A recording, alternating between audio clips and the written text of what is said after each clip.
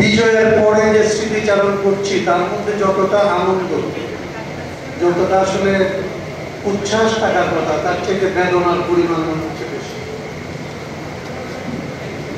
একটা বিজয়ের পরে যে ধরনের এক বছরের মধ্যে এই ত্যাগগুলি যতটা আসলে আমাদের জন্য আনন্দের হয়ে উঠতে পারত, পরিস্থিতির মধ্যে সেরকম কোনো পরিবর্তন না হওয়ার কারণে আজকে আমরা যারা বক্তৃতা করলাম, এর আগে যারা বক্তৃতা করেছেন, তাদের কারো মন্ত্র থেকে সে আনন্দের উচ্ছ্বাসটা আসলে শোনা যায় না। এইটা আমাদের জন্য আসলে খুব নতুন না। বাংলাদেশের ইতিহাসে 53 বছরের ইতিহাস কিংবা তারও আগে থেকে একটা জিনিস আমরা সবসময় দেখেছি যে আমরা কমই বিজয় অর্জন করি। বিজয় অর্জন করা অনেক কঠিন এবং আমাদের ছোট ছোট বিজয়ের জন্য অনেক বেশি ত্যাগ করতে হয়। যত ত্যাগ করি আসলে যতটুকু অর্জন করি, তারপরে যেটা দেখা যায় যে সেই অর্জনটুকু আসলে যাদের জন্য করা হয় সেইটা আসলে তাদের পা হাত পর্যন্ত পৌঁছায় না। বিজয়টা কিভাবে যেন বেহাল হয়ে যায়। ৭১-এর যুদ্ধের পরের যে বিজয়, সে বিজয় বেহাল হয়েছে।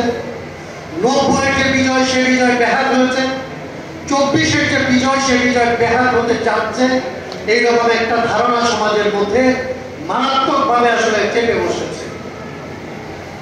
আর এরকম যখন বিজয় বেহাল হয়ে থাকে, বিজয়ের জন্য আসলে যারা হিরো হওয়ার জন্য লড়ে না, যারা আসলে নিজের স্বার্থের জন্য লড়ে না, সমাজের স্বার্থে, মানুষের স্বার্থে যারা আসলে লড়াইটা করে এবং এই লড়াই থেকে যাদের আসলে ব্যক্তিগত পাওয়ার কিছু থাকে না, তারা যখন দেখে যে আসলে বিজয়ের ফল, যাদের জন্য বিজয়, যাদের জন্য লড়াই, তাদের কাছে পৌঁছচ্ছে না, তখন যে ধরনের হতাশা, যে ধরনের ক্ষোভ গলার মধ্যে আসলে বক্তাদের বসে, আজকের বক্তাদের সেরকমের ক্ষোভ, সেরকমের হতাশা, সেরকমের স্মৃতি আজকের আলোচনার মধ্যে উঠে এসেছে।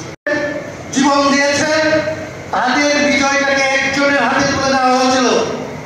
এই মানুষের অংশগ্রহণ, এই মানুষের যে ত্যাগ তিতিক্ষা, সেই ত্যাগ তিতিক্ষাকে অস্বীকার করে এই সমস্ত লড়াইয়ের ১ জন, ২ জন, ৫ জন মালিক তৈরি করা হয়, ৫ জন হিরো তৈরি করা হয় এবং তারা যখন আসলে মালিক হয়ে বসে, তখন তাদের ভুলভ্রান্তির ভেতর দিয়ে গোটা জাতির যে অর্জন, গোটা জাতির যে ত্যাগ, গোটা মানুষের যে আসলে সংগ্রাম, সেই সংগ্রাম আসলে হাতছাড়া হয়ে যায়। ৭১ সালে ভাবে হয়েছে, ৯০ সালে ভাবে হয়েছে, ২৪ সালে তার লক্ষণ খুব স্পষ্ট। আজকে যেটা মঞ্জু বলতেছিল এখানে কথা বলার আগে, যে আমরা যারা যারা আসলে এখানে লড়াই করেছে যে মানুষেরা, তাদের কথা আমরা শুনি নাই, তাদের কথা শোনার মতো কোনো পরিবেশ আমরা তৈরি করি না, তাদের কি আকাঙ্ক্ষা সেটা আমরা শুনি নাই। আমরা বলার চেষ্টা করেছি বিভিন্ন রাজনৈতিক দল, আমাদের যে আকাঙ্ক্ষা, যে আকাঙ্ক্ষার কথা আমরা বলেছি, এটাই জনগণের আকাঙ্ক্ষা। জনগণের জন্য জীবন দিতে এসছে এবং এইভাবে যার হাতে মিডিয়া বেশি, যার হাতে প্রচার যন্ত্র বেশি, যার হাতে টাকা বেশি, যার বেশি শক্তি বেশি, যেটা রুল বলেছিল